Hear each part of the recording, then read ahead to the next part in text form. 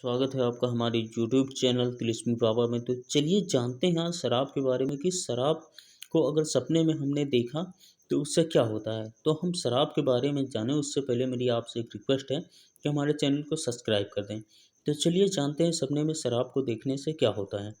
तो अगर आपने सपने में शराब देखा या पिया है तो इसका मतलब यह होता है कि आपको कहीं से हराम माल हाथ आए, मतलब बगैर मेहनत का पैसा आपके हाथ में आ जाए और आपका माइंड भी फ्रेश रहे और आप अय्याश किस्म के हो जाएं और अपने आप को ऐसा महसूस करें जैसे कोई बादशाह।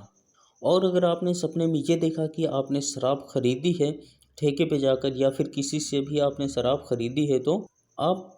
फितना और फसाद फैला सकते हैं, मतलब लोगों के बीच में लड़ाई झगड़ा करवा सकते हैं या इधर की बात उधर कर सकते हैं। इसलिए काफ़ी सावधान रहने की ज़रूरत है और धर्म की तरफ से आपका मन भी हट जाएगा अगर आपने शराब खरीदा है तो सपने में। और अगर आपने ये देखा है कि आपने शराब अपने जेब से निकाली और किसी को बेच दी, मतलब अगर आप ख्वाब में शराब का कारोबार कर रहे हैं तो उसका मतलब ये होता है कि लोगों में लड़ाई करवाएं और इधर की बात उधर करें, मतलब आप राजनीति करने के